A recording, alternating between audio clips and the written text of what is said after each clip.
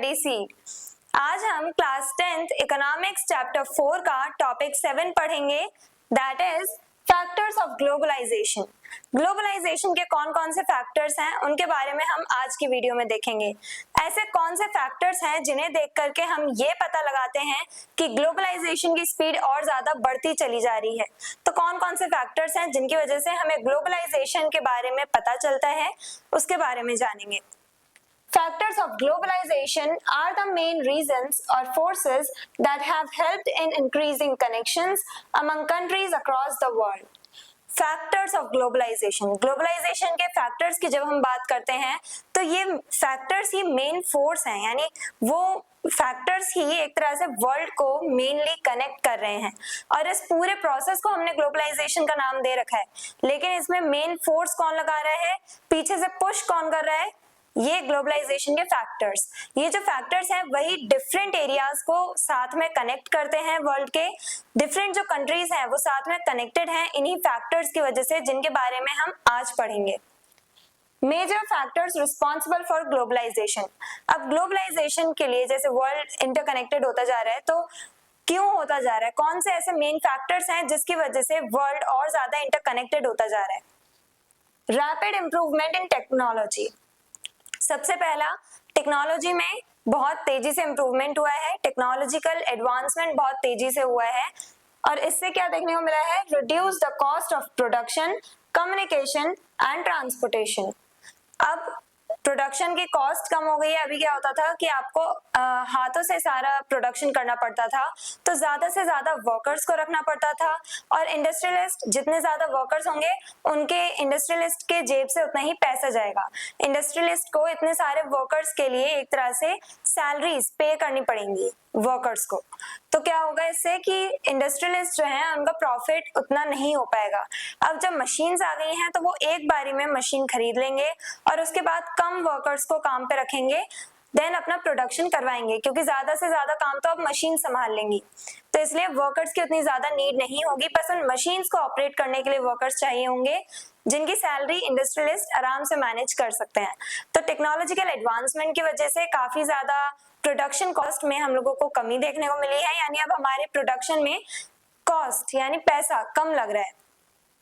Communication and transport. अब communication and transport, phones आ गए हैं, हम एक जगह बैठे हुए दूसरी जगह कहीं दूर बैठे हुए इंसान से बात कर सकते हैं इजीली, हम लोग इंफॉर्मेशन शेयर कर सकते हैं दूर बैठे हुए भी।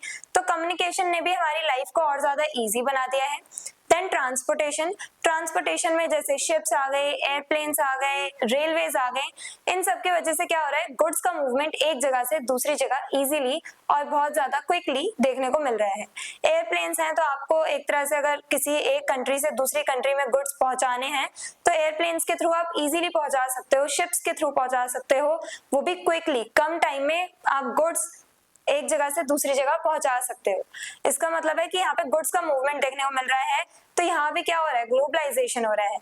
अब जब कम्युनिकेशन फैसिलिटीज आ गई हैं, हम दूर बैठे इंसान से बात कर सकते हैं, तो हम उस इंसान से कनेक्ट कर रहे हैं, उस इंसान से इंटरैक्ट कर रहे हैं, और इसी की वजह से ग्लोबलाइजेशन अगेन बढ़ता हुआ नजर आता है। अब प्रोडक्शन कॉस्ट अगर कम लगेगी, अगर इंडस्ट्रियलिस्ट को, इंडस्ट्रियल ओनर्स को अगर ज्यादा से ज्यादा प्रॉफिट होगा, तो वो अपना एक्सपेंशन करेंगे, दूसरे देशों में जाके अपने ब्रांचेस सेटअप करेंगे, और उसकी वजह से उनका भी एक्सपेंशन होता चले जाएगा, उनका भी एक तरह से ये जो मूवमेंट हो रहा है अलग अलग कंट्रीज में, वो मूवमेंट भी क्या कहलाया जाएगा, ग्लोबलाइजेशन। वो ग्लोबलाइजेशन की स्पीड को तेज कर रहा है। तो टेक्नोलॉजिकल एडवांसमेंट की वजह से क्या हो रहा है, यहाँ पे हमें ग्लोबलाइजेशन की स्पीड में और ज्यादा ग्रोथ होती हुई नजर आ रही है। Liberalisation of foreign trade and investment policy. अब फॉरेन ट्रेड और इन्वेस्टमेंट पॉलिसी, इसमें लिबरलाइजेशन हुआ। लिबरलाइजेशन यानी फ्रीडम बोलते हैं हम, लिबरल वर्ड का मीनिंग ही है freedom. Many countries including India have removed trade barriers. बहुत सारे ऐसे देश हैं जिसमें एक इंडिया भी है जिसने अपने ट्रेड बैरियर्स हटा दिए हैं। ट्रेड बैरियर्स यानी कि टैक्सेस कम कर दिए हैं। अगर चाइनीज गुड्स मान लो इंडिया में लाए जा रहे हैं तो कुछ टैक्सेस लगाए जाते थे बॉर्डर क्रॉस करवाने के लिए, जिससे कि चाइनीज गुड्स अगर यहाँ पे सस्ते दाम में सेल किए जाएंगे, सस्ते रेट पे, तो यहाँ पे क्या होगा, इंडिया के जो गुड्स हैं, इंडियन ट्रेडिशनल इंडस्ट्रीज के जो गुड्स हैं, उन्हें कम लोग खरीदेंगे और सस्ते रेट की वजह से चाइनीज गुड्स को ज्यादा प्रेफर करेंगे लोग। इसी वजह से कुछ टैक्सेस लगा दिए जाते हैं बॉर्डर क्रॉस कराने के लिए। और ये जो टैक्सेस लगते हैं, तो अब जो भी इंसान बॉर्डर पे टैक्स पे करके आ रहा है, तो वो यहाँ पे आके इस कंट्री में, इंडिया में आके कम से कम थोड़े हाई प्राइसेस में सेल करेगा, क्योंकि उसे अपना प्रॉफिट भी निकालना है।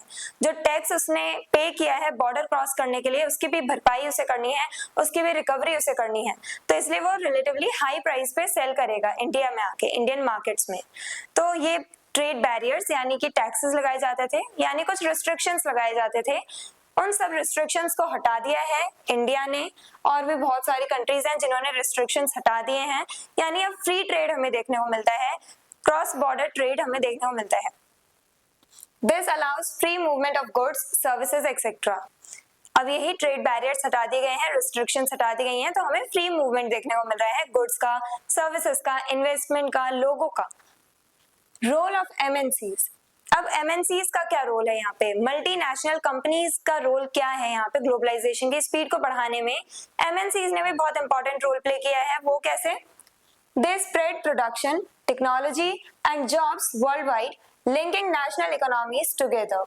एमएनसीज जो हैं वो डिफरेंट कंट्रीज में अपनी ब्रांचेस, अपने ऑफिसेस सेटअप करते हैं। एमएनसीज मल्टीनेशनल कंपनीज, वो डिफरेंट कंट्रीज में अपने ब्रांचेस सेटअप करती हैं, अपने ऑफिसेस या अपनी इंडस्ट्री सेटअप करती हैं, और इसकी वजह से क्या हो रहा है, वो डिफरेंट कंट्रीज में प्रोडक्शन कर रही हैं। तो एमएनसीज ने अपना रोल कैसे प्ले किया है? एक तो वो डिफरेंट कंट्रीज में जा रही है, मूवमेंट देखने को मिल रहा है गुड्स का, लोगों का मूवमेंट देखने को मिल रहा है।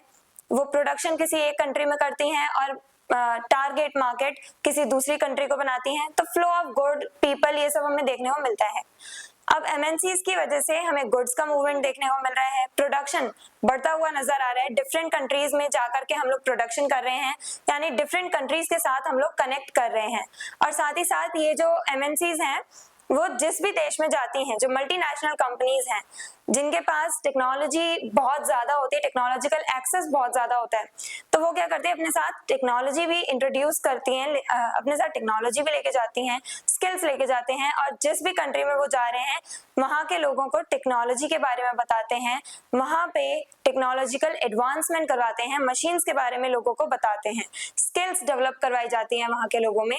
तो एमएनसीज बहुत ज्यादा इंपॉर्टेंट रोल प्ले कर रही है। क्यों? क्योंकि एक तो वो टेक्नोलॉजी इंट्रोड्यूस कर रही हैं दूसरी कंट्रीज में, साथ ही साथ डिफरेंट कंट्रीज को कनेक्ट कर रही हैं, प्रोडक्शन कर रही हैं अपना वहां पे एमएनसीज, और साथ ही साथ जॉब्स भी क्रिएट कर रही हैं। जहां भी एमएनसीज जाएंगी वहां पे इन्हें अपनी इंडस्ट्रीज में वर्क करने के काम करवाने के लिए वर्कर्स की जरूरत पड़ेगी, तो इसलिए क्या कर रहे हैं, जॉब्स भी क्रिएट कर रहे हैं, डिफरेंट पीपल को जॉब्स दे रहे हैं। तो इस टाइप से एमएनसीज अपना रोल प्ले करती हैं ग्लोबलाइजेशन की स्पीड को और ज्यादा तेज करने में। ये डिफरेंट कंट्रीज को कनेक्ट कर रही हैं। Role of WTO। WTO की फुल फॉर्म है world trade organisation. The WTO promotes free trade among countries by encouraging them to follow common trade routes. WTO यानी वर्ल्ड ट्रेड ऑर्गेनाइजेशन जो है, ये एक तरह से पूरे वर्ल्ड में ट्रेड की रिस्पॉन्सिबिलिटी को संभालती है। ये कुछ ऐसे रूल्स बनाते हैं वर्ल्ड ट्रेड ऑर्गेनाइजेशन, ये ऑर्गेनाइजेशन कुछ ऐसे रूल्स और रिस्ट्रिक्शंस बनाते हैं जो हर एक कंट्री को फॉलो करना है इन टर्म्स ऑफ ट्रेड। यानी अगर डिफरेंट कंट्रीज आपस में ट्रेड कर रही हैं तो कुछ रूल्स होंगे जो उन्हें मानने ही पड़ेंगे दोनों कंट्रीज को, यानी डिफरेंट कंट्रीज को, पूरे वर्ल्ड की कंट्रीज को। तो वो रूल्स कौन बनाता है? World trade organization. और mainly world trade organization focus करता है फ्री ट्रेड पे, यानी ट्रेड बैरियर्स आप ना लगाओ, इस चीज पे सबसे ज्यादा फोकस करता है world trade organisation. It helps increase global cooperation in business and commerce. WTO यानी वर्ल्ड ट्रेड ऑर्गेनाइजेशन जो है, ये ग्लोबल कॉपरेशन में हेल्प करता है, ग्लोबल कॉपरेशन को बढ़ाता है, यानी डिफरेंट कंट्रीज साथ में आके कॉपरेट करें, एक साथ मिलके काम करें। जब ट्रेड होगा कंट्रीज के बीच में, अलग अलग कंट्रीज में जाकर के लोग प्रोडक्शन करेंगे, माइग्रेट कर रहे हैं लोग, गुड्स का मूवमेंट देखने को मिल रहा है, तो इससे क्या हो रहा है, वर्ल्ड और ज्यादा इंटरकनेक्टेड होता जा रहा है। लोग, अलग अलग कंट्री के जो लोग हैं वो साथ में कॉपरेट कर रहे हैं, एक साथ मिलकर काम कर रहे हैं। तो इसी ग्लोबल कॉपरेशन को बढ़ाता है वर्ल्ड ट्रेड ऑर्गेनाइजेशन WTO इसी ग्लोबल कॉपरेशन पर काम करता है, ग्लोबल कॉपरेशन को बढ़ाता है, एनकरेज करता है पीपल को ग्लोबली कॉपरेट करने के लिए, और साथ ही साथ बिजनेसेस और कॉमर्स को भी आगे बढ़ाने के लिए वर्ल्ड ट्रेड ऑर्गेनाइजेशन बहुत ज्यादा हेल्पफुल है, क्योंकि मेनली बिजनेसेस में या कॉमर्स वगैरह जो भी ट्रेड कर रहे हो आप, तो उसमें आपको क्या करना होता है, गुड्स का मूवमेंट करवाना पड़ता है, या बिजनेसेस में अपनी सर्विसेज देनी पड़ती हैं, तो उसके लिए रूल्स कौन बनाता है? अगर आप अक्रॉस बॉर्डर्स कुछ ऐसे काम कर रहे हो, ट्रेड वगैरह कर रहे हो, तो उसके लिए रूल्स कौन बनाएगा? WTO। तो WTO वर्ल्ड ट्रेड ऑर्गेनाइजेशन ये बहुत ज्यादा इंपॉर्टेंट हो जाता है ग्लोबलाइजेशन के टर्म्स में, क्योंकि ग्लोबलाइजेशन को बढ़ाने में, ग्लोबल कॉपरेशन को बढ़ाने में सबसे इंपॉर्टेंट रोल WTO का है। और फिर MNCs जो है वो तो अपना काम कर ही रही हैं, ग्लोबलाइजेशन बढ़ा ही रही हैं, क्योंकि वो डिफरेंट कंट्रीज में जा करके अपनी इंडस्ट्रीज, अपने ऑफिसेस सेटअप करते हैं MNCs, और वहां पे प्रोडक्शन करना, जॉब्स क्रिएट करना, टेक्नोलॉजिकल एडवांसमेंट लेके आना, लोगों को अलग अलग स्किल्स के बारे में बताना, स्किल्स डेवलप करवाना लोगों में। तो इस टाइप से MNCs क्या कर रही हैं, वो तो पूरे वर्ल्ड वाइड इंटरेक्ट कर रही हैं, लोगों के साथ कनेक्ट कर रही हैं, डिफरेंट कंट्रीज को आपस में कनेक्ट कर रही हैं। तो MNCs बहुत ज्यादा इंपॉर्टेंट रोल प्ले करती हैं। और इन टर्म्स ऑफ ट्रेड, यानी फ्री ट्रेड होना चाहिए, ट्रेड बैरियर्स नहीं होने चाहिए, ट्रेड को लेकर के, वर्ल्ड वाइड जो ट्रेड हो रहा है उसको लेकर के रूल्स, रिस्ट्रिक्शंस कौन बनाता है? World trade organisation. उसके बारे में हमने देखा। देन हमने ऐसे 4 फैक्टर्स देखे मेनली, जिनकी वजह से ग्लोबलाइजेशन बढ़ता जा रहा है।